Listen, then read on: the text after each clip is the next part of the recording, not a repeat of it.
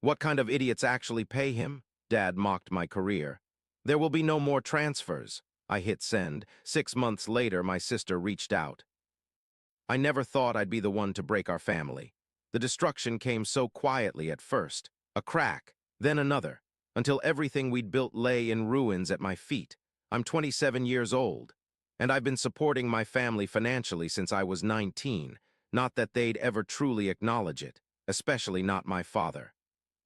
The morning everything changed began like any other. Sun streaming through half-closed blinds, the soft hum of my computer fans, the gentle ping of donation alerts from my overnight stream. My success still felt surreal sometimes.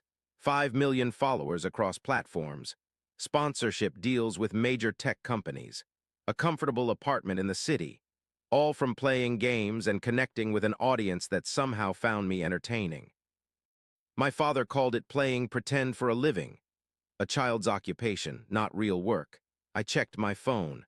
3 missed calls from my mother. A text from my sister Kelly asking when I'd be transferring this month's money. Nothing unusual there. My stomach clenched, the familiar sensation of being needed only for what I could provide. Never for who I was, I ignored it, turned instead to my morning routine. Coffee, emails, content planning. The rhythm of my real life, the one they refuse to understand. A notification interrupted my focus. A message from my oldest viewer and now moderator. Henry, you need to see this. Now. A link followed. My heart stuttered as I clicked it. What had happened? Channel strike? Platform controversy? The usual anxieties of content creators flickered through my mind. Nothing prepared me for what loaded on my screen. My father's voice first. Booming, dismissive. He sits there playing video games all day like a child, and people actually pay him. What kind of idiots waste money watching someone else play games? The camera panned. My mother's kitchen, our family home. My sister Kelly filmed secretly from what looked like the doorway. My father was at the table with my mother, both laughing. At least he's good for something, my father continued. His little internet hobby pays our bills. My mother slapped his arm playfully. Greg, stop, he works hard. But she was smiling, that smile that never reached her eyes when defending me. My sister's voice behind the camera. Dad, tell us again about how Henry thinks he has a real job. More laughter, my father's impression of me. Hunched shoulders, mimicking clicking a mouse frantically, making childish sound effects. Look at me, I'm a professional gamer, so important. Meanwhile, I've never done an honest day's work in my life. The video continued for 3 excruciating minutes. Each second burned into my consciousness like acid. The family I supported, financially, emotionally, completely, mocking the very thing that allowed them to live comfortably. The video had 30,000 views, posted by Kelly on her small social account with the caption, "When your brother thinks streaming is a career," my hands trembled, blood pounding in my ears. A strange calm descended over me like a shroud. 8 years of supporting them.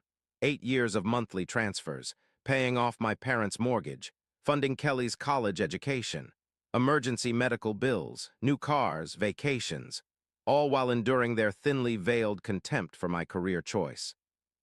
I'd known somewhere deep inside how they truly felt, but seeing it displayed so nakedly, shared publicly for others to laugh at, something shattered inside me, irreparably. My phone buzzed again, my mother. Henry, honey, when can we expect this month's transfer? Dad and I are planning that Alaskan cruise we talked about. The one they'd mentioned once in passing. The one I'd never agreed to fund. The entitlement sliced through me like a blade. I set the phone down, let it buzz until it fell silent. What had I been to them all these years? An ATM with a pulse.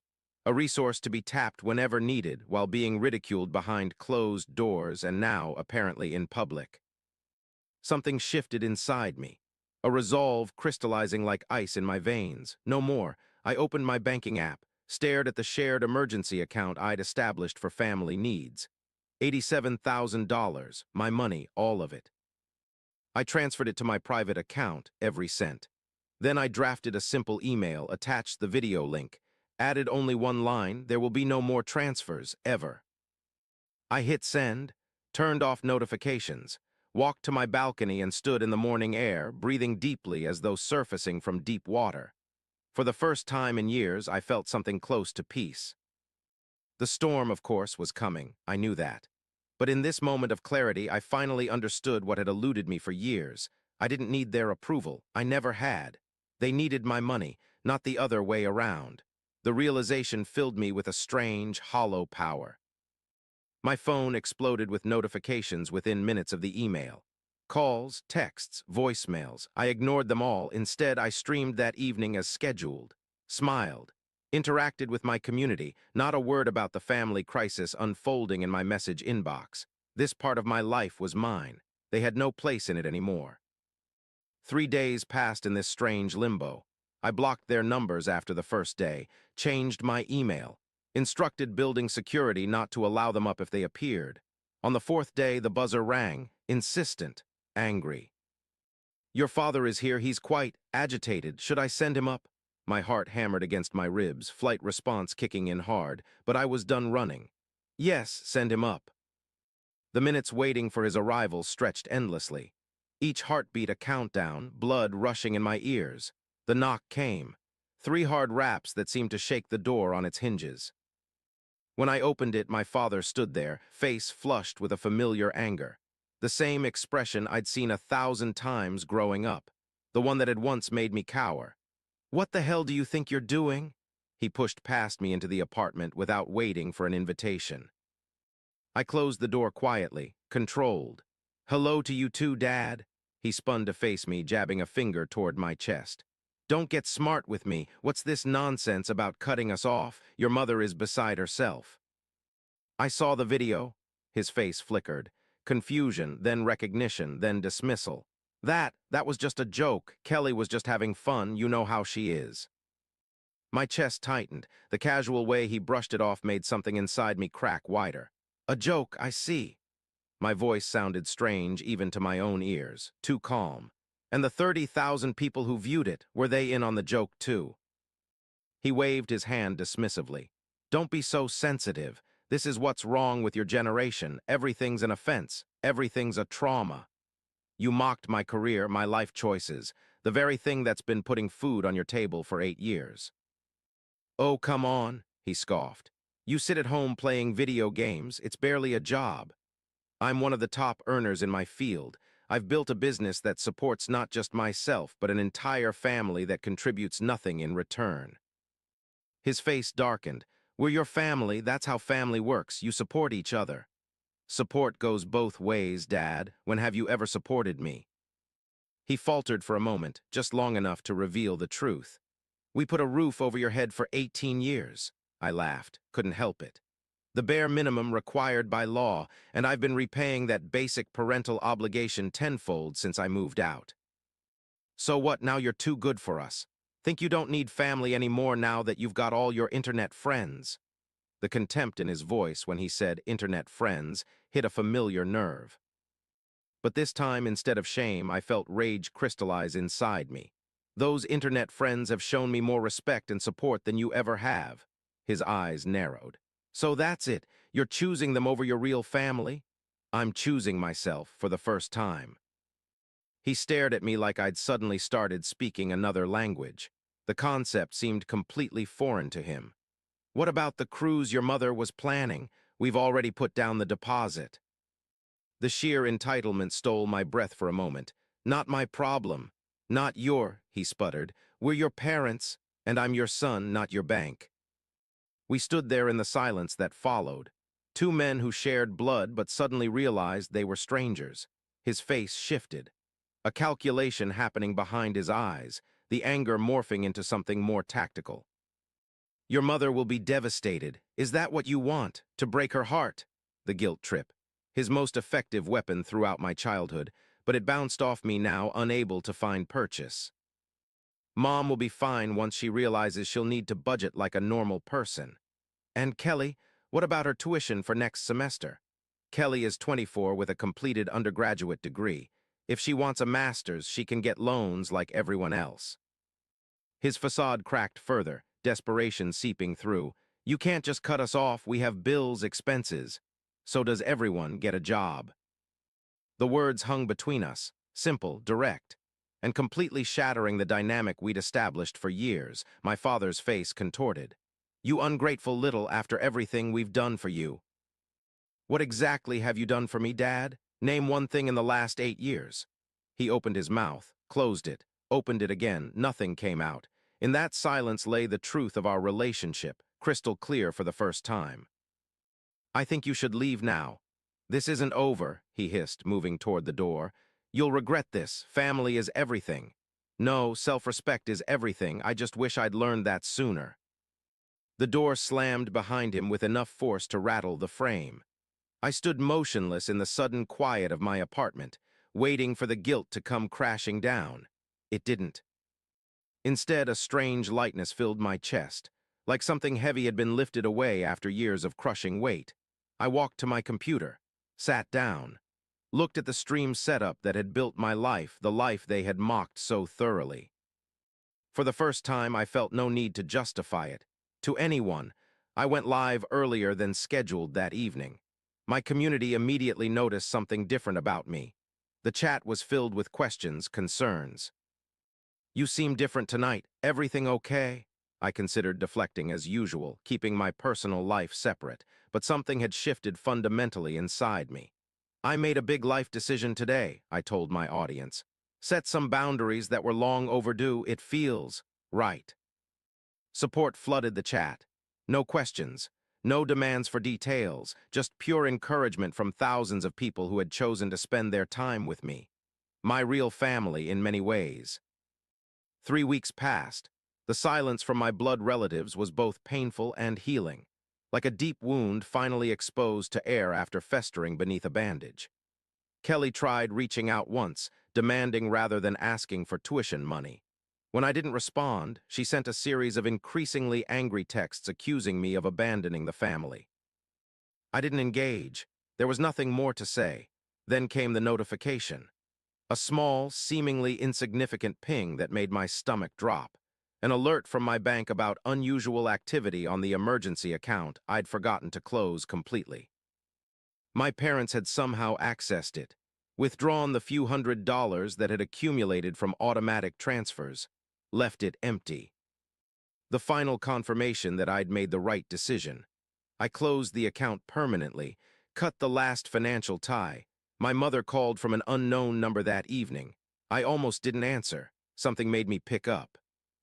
"Henry, please don't hang up." Her voice sounded small, fragile in a way I'd never heard before. "I'm listening." A pause. "We need your help. Your father, he's too proud to ask, but things are difficult right now." My heart ached despite everything. This was my mother, the woman who had read me bedtime stories, who had bandaged my skinned knees, who had also stood by while my father belittled me for years. "I'm sorry to hear that," I said carefully, "but I'm not in a position to help anymore. But we're family." The same refrain, the same expectation. Family respects each other, supports each other's choices, doesn't mock each other publicly for entertainment. She sighed. "That video was a mistake. Kelly knows that now."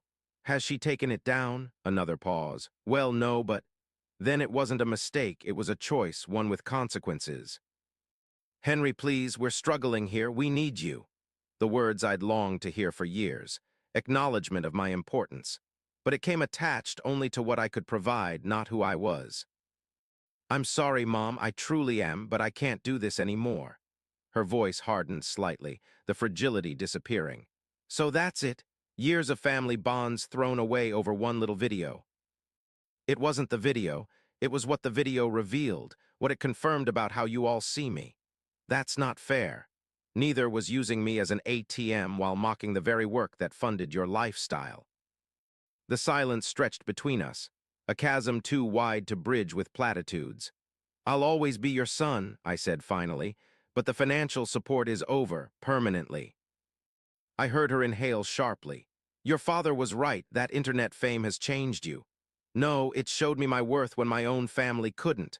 I ended the call, set the phone down gently, waited for the crushing guilt to descend. It didn't come.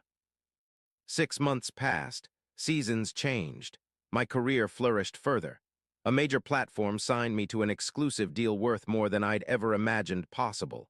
The irony wasn't lost on me. The not a real job had made me financially secure for life. I bought a house, adopted a dog, built a life that was authentically mine. The family-shaped whole remained, of course. Certain moments triggered the ache of absence. Holidays, birthdays, random Tuesday evenings when a memory would surface unexpectedly. But the wound was healing, slowly, cleanly, without the infection of resentment that had poisoned it for so long. Kelly reached out once more. A surprisingly humble message that acknowledged her part in the rift, not quite an apology but closer than I'd expected. "I miss my brother," she wrote. "The video was stupid and mean. I was jealous of your success and wanted Dad's approval. I'm sorry." I responded carefully, thanked her for reaching out, suggested we might get coffee sometime. No promises of financial support, no return to the old dynamic. A tentative first step toward something new, something healthier. My parents remained silent, perhaps too proud, perhaps simply unable to adjust to the new reality where their son was not their personal source of funding. I found I could live with that uncertainty. Their absence hurt less than their presence had. The most unexpected change was within myself. The constant need for validation from them, from audiences, from anyone, had diminished significantly. I streamed because I enjoyed it, connected with my community because they mattered to me, made content because it fulfilled me creatively, not to prove my worth to a father who would never see it. 1 year to the day after cutting ties, I received a small package. No return address, but postmarked from my hometown. Inside, a thumb drive and a note in my mother's handwriting. "I thought you should have this. I'm sorry it took me so long to understand." The drive contained a single video file. My hands trembled slightly as I clicked play. My father sitting alone at the kitchen table, looking older, diminished somehow. "I don't know if you'll ever see this," he began, voice rough. "Your mother thinks I should record it. Maybe someday you might be willing to hear me out." He cleared his throat, looked directly at the camera with an intensity that made my chest tighten. "I was wrong about you, Henry, wrong about your career, wrong about a lot of things." He ran a hand through his thinning hair, a gesture so familiar it made my heart ache. "The truth is, I never understood what you were building. I was jealous, if I'm being honest. Jealous that you found success doing something you loved while I spent 40 years at a job I hated." His eyes glistened, something I'd never seen before. "I took it out on you, made you feel small because I felt small, used your success while belittling how you achieved it. It was unfair, cruel even." He swallowed hard. "I'm not asking for your money or even your forgiveness, just wanted you to know that I was wrong, and I'm sorry." The video ended.